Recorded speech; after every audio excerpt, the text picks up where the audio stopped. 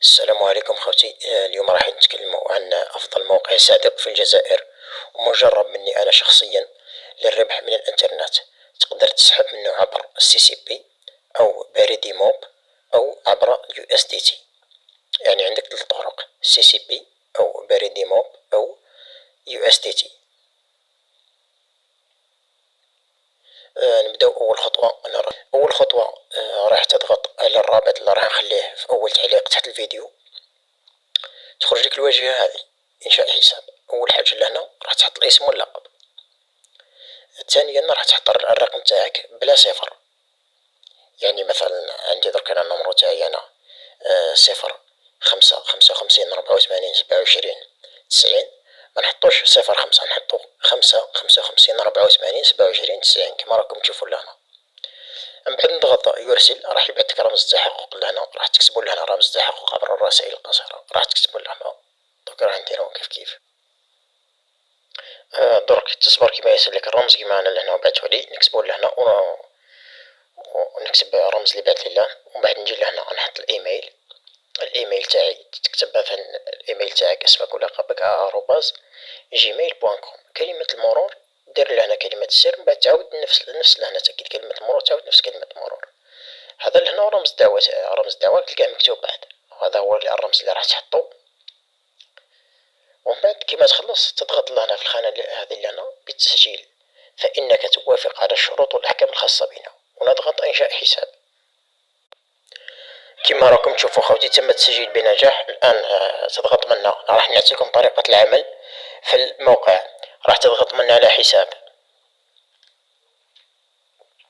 أول مرة راح تضغط طلب المنتج.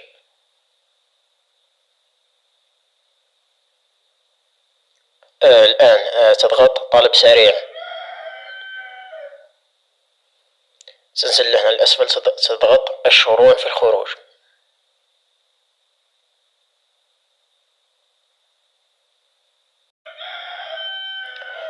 ومن بعد نضغط تابع إلى الشحن. تخرج لي الواجهة هذه، قال لي أضف عنوان جديد.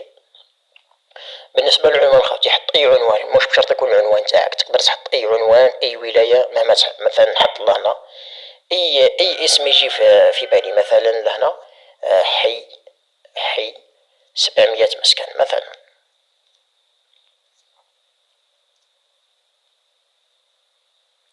البلد لهنا راح نحط الجزائر. بالنسبة للولاية راح نحط أي ولاية، مش بشرط الولاية، أي ولاية يكون فيها العناوين. مثلا لهنا ندير ألجيري. المدينة راح نخير مثلا هذه لهنا هذه حيدرة. الرمز البريدي حط أي رقم ثاني، مش بشرط تكون رقم تعرفه، ولا مثلا نحط هكذا 42 مثلا 15. الرقم الهاتف ثاني تحب تحط تاعك، تحب تحط أي واحد ما يهمش بزاف. تحط مثلا 0 5 55 مثلا، ونضغط يحفظ.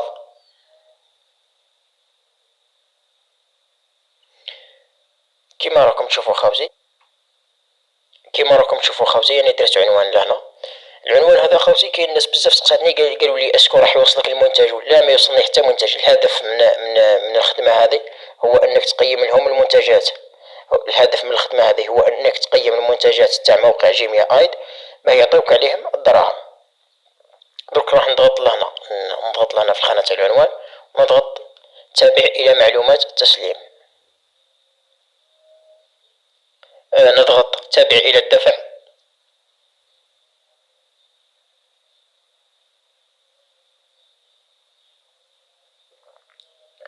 هنا نضغط لتحت في الأسفل أنا أوافق على الأحكام والشروط، ندير الخانة هذه. ومن بعد نضغط ادفع بالمحفظة. الآن قالك انتظر 10 ثواني. تخرج لك هذه خوتي لهنا. بعد هنا دير تقييم، تحط له لهنا 5 نجوم، تكتب له منتوج جيد.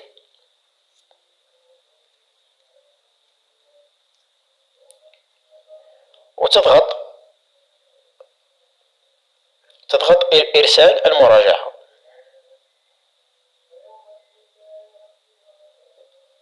كما كما راكم تشوفوا خوتي تم تقديم المراجعة بنجاح. درك هادو خوتي الطلبات راح ندير 5 في النهار، درك درنا 1 بقاونا 4. نزيدو نروحو للطالب الثاني نعطيكم كيفاش او بنفس الطريقة. واش هو درك راح تكون سهلة لانك راح توالف مع الخدمة هذه. في الاول برك تجيك شوية صعيبة، درك راح تولي سهلة خلاص. نضغط على حساب، من بعد نضغط طلب المنتج. الآن نضغط طلب سريع. الشروع في الخروج.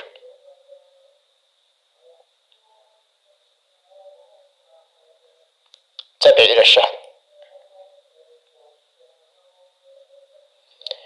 نضغط هنا نكليكي على العنوان اللي دخلته من قبل درك ولا من يجي يشتري سهلة خلاص.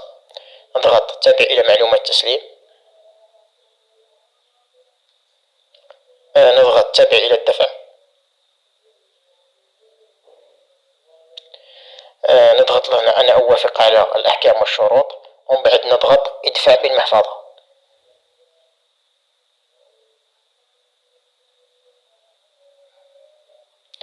لهنا قال لي انتظر 10 ثواني.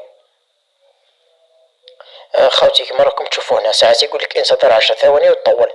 الحل تاع المشكلة هذه كيفاش ندير؟ نجي مباشرة لهنا نضغط على حساب باش نكمل الطلب تاعي. حساب، ومن بعد نجي لهنا تاريخ الشراء كما راكم تشوفوا. هاي بكل بساطة نضغط لهنا من فوق العين هذه الزرقاء، هذه اللي هنا في الأعلى. هاي جاتني التقييم تاع المنتج سهل خلاص. لهنا واش راح نقول له؟ منتوج جيد، منتوج جيد، ولا منتوج ممتاز.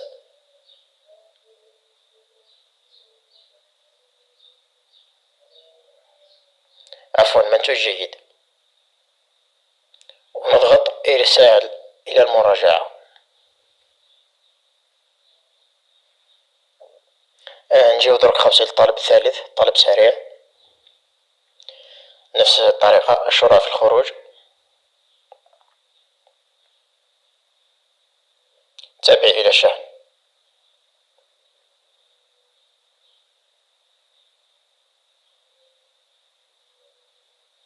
نضغط هنا على العنوان ونضغط تابع إلى معلومات التسليم.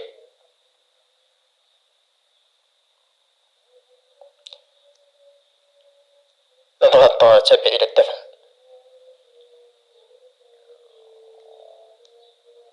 نضغط هنا أنا أوافق. نضغط إدفاع بالمحفظة. ينتظر 10 ثواني. ننتظر 10 ثواني حتى تجي الواجهة تاع التقييم.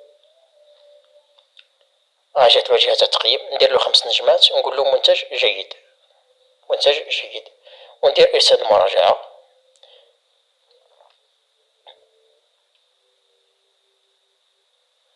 نفس الشيء خوتي نكمل بنفس الطريقة حتى يكملوا 5 طلبات. خوتي قبل ما نكمل الشرح حبيت برك نحكي لكم على مشكل كاين ناس بزاف بعثولي عليه، وهو مشكل بسيط جدا. يعني المشكل هذا كيما تجي تضغط على طلب سريع تخرج لك الكلمة هذه. درك نعطيكم مثلا نضغط طلب سريع كما راكم تشوفوا لديك طلب لم يتم الوفاء به يرجى إكماله. وكي تحب تتأكد لهنا لتحت تلقاه عندك طلب مازال قيد الانتظار. هذا المشكل من واش يصرى كيما تغلط ما تكملش الطلبات. الحل تاعو كيفاش؟ عندك زوج حلول. يا إما أنك تضغط على عربة التسوق،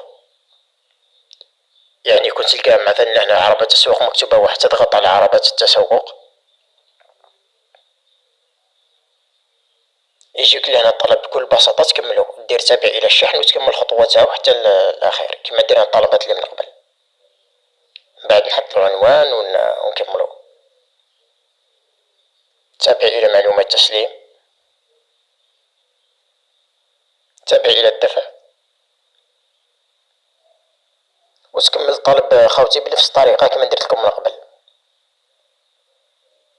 كما راكم تشوفوا خوتي لهنا كانت في الأسفل بالأحمر قيد الانتظار، درك مكتوبة تم حلها. معناتها المشكل راه تم حله. بالنسبة للناس اللي دارت الطريقة هذه وما تحلش المشكل، راح نعطيك الطريقة هذه يعني من الآخر راح تفكرك أي مشكل. نجي الحاجة اللي هنا اللي اسمها تاريخ الشراء. نضغط على تاريخ الشراء هذه ونضغط على العين الزرقاء هذه لهنا. كيما راكم تشوفوا خوتي، لانه المشكل عندي راه عادي. هاي جاتني تقييم دير 5 نجمات ومن بعد تكتب له منتوج جيد وصحيح وتم حل المشكله. درك خوتي هذا الجزء اللي حكينا عليه على الطلبات كيفاش تخدم بهم. كما قلت لكم ديروا 5 طلبات كل يوم مدة 3 أيام، مدة 3 أيام ويتغلق الفيب زيرو اللي عطاكم من عندهم. الآن بعد ما تخدم 3 أيام راح تولي عندك الرصيد لهنا في التوازن، راح تولي عندك تقريبا 15,000. كيما تخدم 3 أيام تروح تبعت كيما تخدم 3 أيام تروح تبعت للمدير. راني راح نخلي لكم الرابط تاع التليجرام تاعها في أول تعليق تحت الفيديو. تروح تبعت لها تقول لها لقد أكملت المهام، وتبعت لها سكرين شوت وتبعت لها الإيميل تاعك. كيما تبعت لها الإيميل تاعك راح تبعت لك 30,000. كما راكم تشوفوا خوتي تجي لهنا التليجرام تبعت لها تقول لها مرحبا أكملت 5 مهام في جميع آيد وأريد الحصول على المكافأة. تبعت لها الإيميل تاعك وتبعت لها سكرين شوت. من بعد راح ترد هي عليك لهنا. قالت لي لقد تقدمت للتو للحصول على مكافأة مهمة قدرها 30,000 من أجلك، وسيحصل الداعم تلقائيا على 20,000. درك خوتي نتكلموا على طريقة زيادة الأرباح. باش تزيد الأرباح تاعك عندك طريقتين. الطريقة الأولى هي الإحالات كيفاش راح تبعت الرابط تاعك لصحابك، وكل صاحبك يسجل ويكمل المهام مدة 3 أيام. كل يوم يدير 5 مهام مدة 3 أيام يبعث المديرة، راح تعطيه هو 30,000 وانت تعطيك 20,000 مكافأة ليك. يعني كون دير 5 أصدقاء راح تدي عليهم 100,000، كون دير 10 أصدقاء راح تدي عليهم 200,000، كون دير 50 صديق راح تدي عليه 1,000,000، كون دير 100 صديق راح تدي عليه 2 ملايين.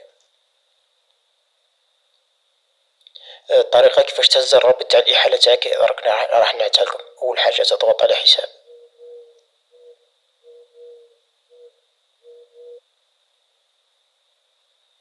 تجي هنا شوف راس الدعوة تضغط عليها مطولا، تقولوا نسخ. عفوا تضغط 2 مرات على شوف راس الدعوة لهنا 2 مرات ورا بعضها. قال لي تم النسخ بنجاح. ومن بعد تروح لعند صاحبك في فيسبوك ولا في الانستغرام ولا منين تحكي معاه، مثلا تروح الفيسبوك هكا وتبعت له لهنا الرابط. تضغط له هكذا مباشرة هاو الرابط، تبعت له الرابط يدخل هو ويسجل ويخدم 3 أيام ويبعت المديرة راح تعطيه هو 30,000 وانت تعطيك 20,000 عليه.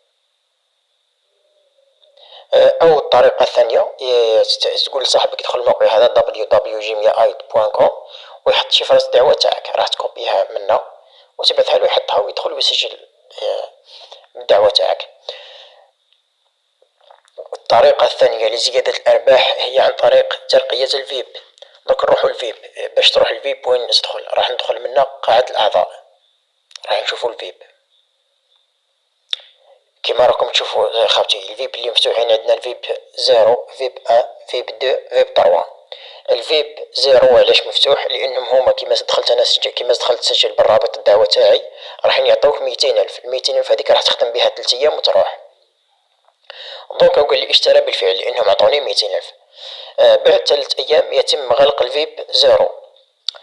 واش تولي عندك الحل؟ تولي عندك الحل يا اما انك تدير الاحالات وتشري الفيب باش تكمل تخدم، ولا تسحب الدراهم وما تزيدش تكمل تخدم. مثلا تصدر تجمع 300,000 ولا 500,000 وتسحبها وما تزيدش تخدم في الموقع. يا اما تحب تزيد تخدم في الموقع عندك 2 طرق، يا اما الدراهم اللي جمعتهم راح تشري بهم الفيب وتكمل، ولا تشري الفيب 2 ولا تشري الفيب 3، او انك توشارجي. يعني مثلا ما عندكش دراهم في الموقع هذا راح تعمل دير ايداع في الموقع وتشري الفيب او الفيب 2 ولا الفيب 3.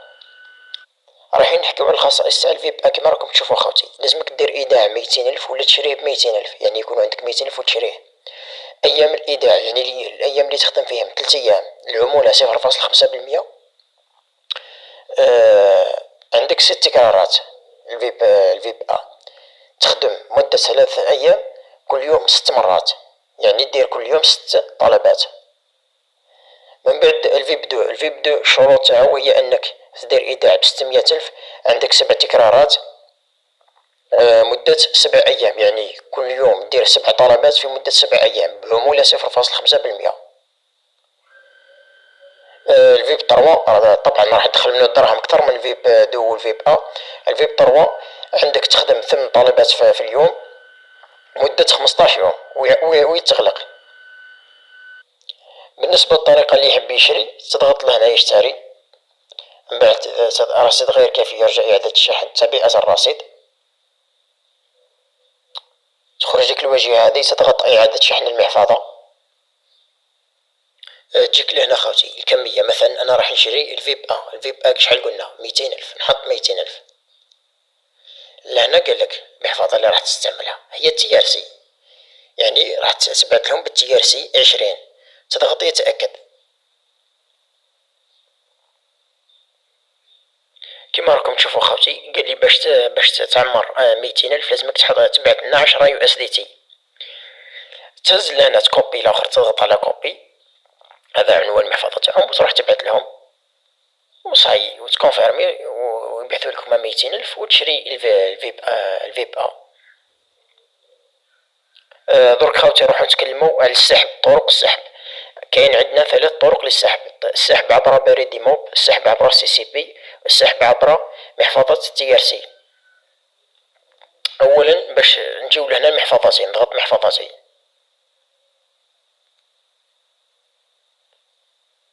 من بعد نجيو لهنا طلب السحب. خوتي عندك الكمية لهنا، تحط الكمية اللي حاب تسحبها. هذه في حالة ما إذا كنت حاب تسحب CCP ولا بريد موب، تحط الكمية، مثلا تحط 200,000. الاسم الكامل، تحط الاسم واللقب تاعك اللي مرتبط بالCCP تاعك.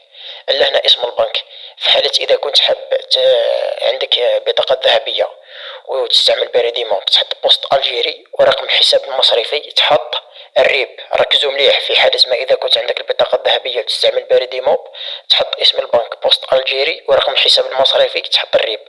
في حالة إذا كنت ما تستعملش البطاقة الذهبية، يعني ما عندكش بطاقة ذهبية وما عندكش بريد موب، راح تحط لهنا ما تحطش بوست ألجيري، تحط CCP ولا وتحط لهنا، ولهنا ما تحطش الريب، تحط نمر تاع CCP.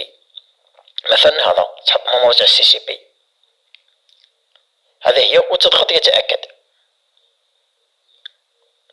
بالنسبة للشروط تاع السحب، الموقع راه مداير 2 شروط. الشرط الأول هو أنك ما تكون يعني جامي شريت الفيب. في حالة إذا كنت جامي شريت الفيب، الشرط الأول هو أنك تكون عندك الدراهم في الكونت هذا لهنا في الموقع أكثر من 25,000. الشرط الثاني هو أنك تكون دعيت 5 أصدقاء، وأنا هذه هي الطريقة اللي درتها. دعيت 5 أصدقاء وجمعت أكثر من 25,000 وسحبت ووصلوني عادي. ودرك نحط لكم الفيديو تاع السحب وبالدليل إثبات السحب. نزيدو نتكلمو درك على طريقة السحب الثانية اللي هي عبر TRC. كيفاش راح نديرو؟ راح تجي الواجهة اللي هنا هذه، تضغط في الأعلى اللي مكتوبة الدينار الجزائري DZ، نضغط عليها، نكتب $، نكليك على $. كما راكم تشوفوا خوتي لهنا ولا عندي الرصيد $. كي تكون عندك لهنا في التوازن $، تروح تحكي مع المديرة، تبعت لها كابتير منها، تقول لها راني حاب نسحب تاعي بمحفظة TRC. تبعت لها المحفظة تاع بينانس ولا تروست واليت ولا أي محفظة عندك بالTRC، تبعت لها العنوان تاع المحفظة وهي تبعت لك، وراح تسحب منها من الكونت تاعك. تبعت لها عبر التليجرام، أنا راح نخلي لكم الرابط تاع الصفحة تاع التليجرام في أول تعليق في الفيديو. بالنسبة للفيب خوتي، كاين ناس بزاف سقساوني قالوا لي في حالة إذا ما شريت مثلا الفيب ولا الفيب دو ولا الفيب 3، هل الدراهم اللي باه نشري الفيب راح نرجعو ولا راح يديه من الموقع؟ أول حاجة راح نقول لك كيما تخلص الخدمة بالفيب راح يرجعوهم لك الموقع، يعني راح يدخلوا في الرصيد المجمد. مثلا أنا راح نشري دوك الفيب رايح نخدم 6 مهام يوميا لمدة 3 أيام، بعد 3 أيام ترجع لي 200,000 الكونت تاعي لهنا، نقدر نسحبها بشكل عادي. بالنسبة للفيب دو نفس الشيء، بعد ما تخدم 7 مهام لمدة كما راكم تشوفوا 7 أيام راح يرجع لك الدراهم ثاني الكونت تاعك اللي شريت به من الفيب دو. بالنسبة للفيب 3 بعد ما تخدم 8 مهام لمدة 15 يوم راح يرجع لك الدراهم الكونت تاعك بعد 15 يوم، وتقدر تسحبهم بشكل عادي جدا، يعني ما راك تخسر، ما راح تخسر حتى حاجة كيما تشري الفيب. درك خوتي يعني شرحت لكم كلش على الموقع. شرحت كلش بالتفصيل. رايحين نروحو درك لإثبات السحب. رايح ندير السحب. أنا السحب كيفاش درتو مازال ما شريتش الفيب، يعني جربت الموقع إذا كان صادق أولا، ولهذا راح ندير لكم إثبات السحب بعد ما حققت الشروط. يعني دعيت 5 أصدقاء وجمعت فوق ال25,000 في الكونت تاعي. حبيت حاجة برك نقولها لكم. الكونت هذا اللي راني راح ندير به السحب راهو الكونت الرئيسي تاعي. يعني هذا الشيء الكونت اللي درت لكم من قبل راهو باه تعلموا برك كيفاش ديروا الطلبات وكيفاش ديروا التسجيل اول مره. يعني انا كنت مسجل من قبل.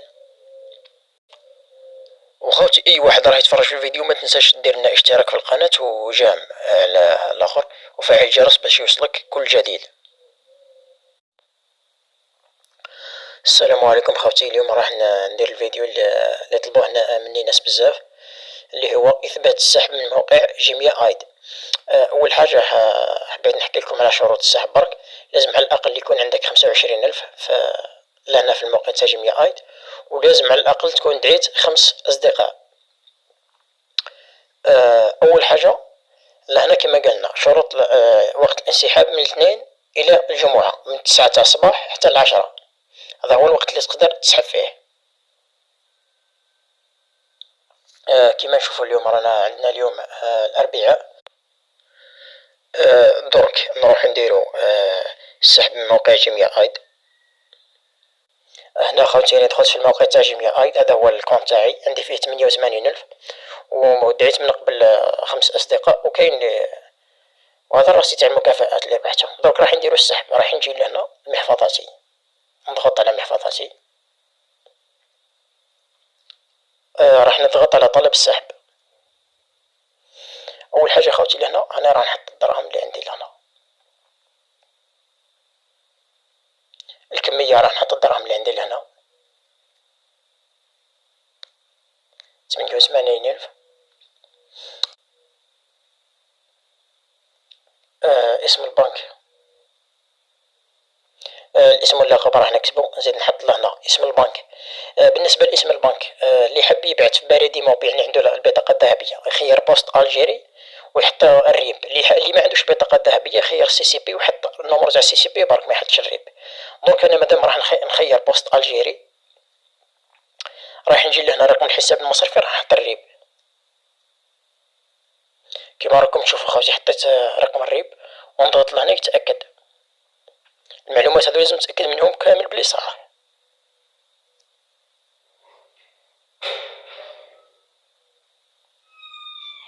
تم ارسال طلب السحب. هذا طلب السحب خوتي كما راكم تشوفوا لهنا بالتوثيق. 22/مارس 2023 لهنا وقال لي قيد المراجعة. درك كيما يبعثوه لي انا نزيد نعاود نصور الفيديو ونكمل.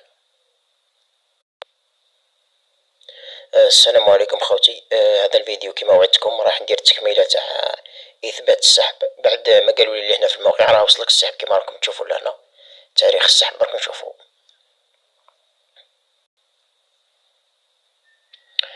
كما راكم تشوفوا خوتي لهنا تاريخ السحب اللي نهار درتو. هاو تاريخ 22/مارس 2023 لهنا كما قال لي في الموافقة قد وصل السحب اللي نهار درتو راه وصل. درك نروحو نشوفو في الكونت تاع سي سي بي باش نتاكدو بلي السحب وصل. دقيقة برك راح ندخل درك الكونت تاع سي سي بي. كما راكم تشوفوا خوتي راح نحط الكونت تاع سي سي بي ومود باس وراح ندخلو نشوفو الدراهم اذا دخلوا صح ولا لا. كما راكم تشوفوا خوتي هذا الحساب الجاري والريب. دوك نروحو نشوفو لافوار. هاي خوتي مستخلص كشف الحساب 1,510,000 بالتاريخ 25/مارس 2023 على الساعة 3:37 مساء. درك ننزل للأسفل العمليات الأخيرة نشوف شحال بعتولي. كما راكم تشوفوا خوتي هاي العمليات الأخيرة. النهار اللي سحبت فيه اللي كان 23/مارس 2023 كان عندي 1,435,000 والنهار اللي وصلوني فيه الدراهم اللي بعتولي فيه الموقع تاع جيميا ايد هاي بعتولي 75,000. هاي بعتولي في 25 مارس 2023. هاو خوتي كما راكم تشوفوا الدليل بلي كاينه برك حاجة حبيت نعسها لكم لهنا في السحب. هنا انا سحبت 88,900 فرنك ويديو المصاريف اللي هي 14,200 فرنك. هذه المصاريف تاع السحب، وقيمة الوصل اللي وصلتني 74,000 هي 75,000 بعد اللي وصلتني في الكونت. درك خاوتي ثم إثبات السحب بنجاح من موقع جيميا ايد. أي واحد يحب يسجل ويخدم في موقع جيميا ايد راح أخلي لكم رابط تسجيل مثبت